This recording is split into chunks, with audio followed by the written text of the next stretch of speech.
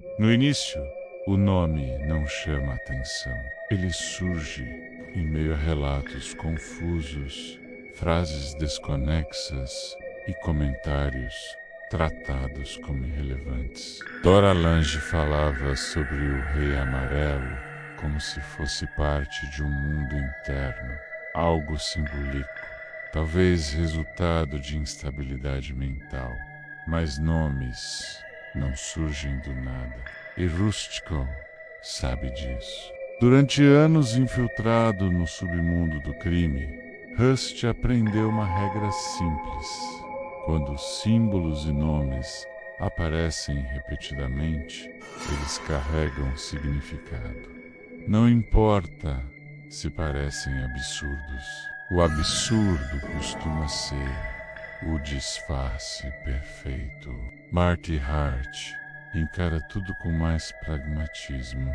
Para ele, Rei Amarelo soa como delírio. Algo que não pode sustentar uma investigação real. Mas conforme mais depoimentos são coletados, o nome insiste em reaparecer.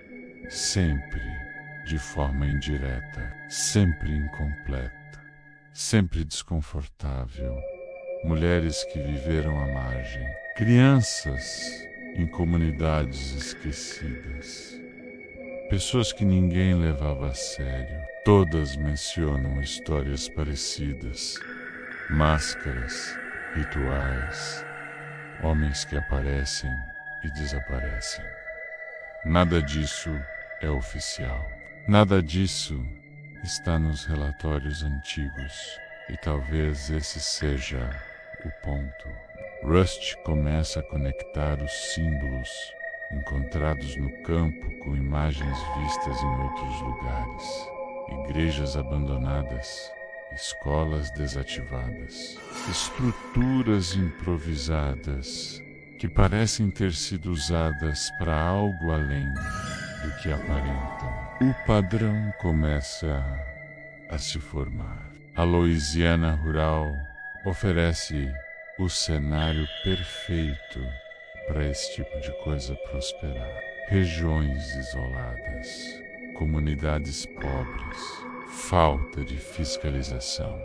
Onde o Estado não chega, outras forças ocupam o espaço. Não é preciso uma grande conspiração, basta continuidade. O nome Rei Amarelo não aponta para um líder específico. Ele funciona mais como uma ideia, uma entidade simbólica, algo que pode ser incorporado por diferentes pessoas ao longo do tempo. Rust entende isso rapidamente. O perigo não está em um homem, mas em um papel que pode ser ocupado. Enquanto isso, Marty começa a sentir o peso da investigação de outra forma. O trabalho começa a invadir sua vida pessoal. A linha entre quem ele é no trabalho e quem ele é em casa começa a se borrar. Ele acredita na ordem, mas está cercado por sinais de caos. A investigação leva os dois a entrevistar antigos conhecidos de Dora. O padrão se repete. Respostas vagas, desconforto, silêncio prolongado. Não há medo direto. Há algo pior, menos conformismo. As pessoas aprenderam que falar não muda nada. Rust observa que muitos dos envolvidos com Dora passaram por instituições religiosas ou assistenciais, lugares que deveriam oferecer proteção. Em vez disso, parecem funcionar como pontos de passagem, ambientes onde ninguém fazia perguntas demais. O culto, se é que pode ser chamado assim, não se apresenta de forma explícita. Não há reuniões abertas, não há doutrina clara. Ele se manifesta por fragmentos, símbolos, histórias, rituais isolados.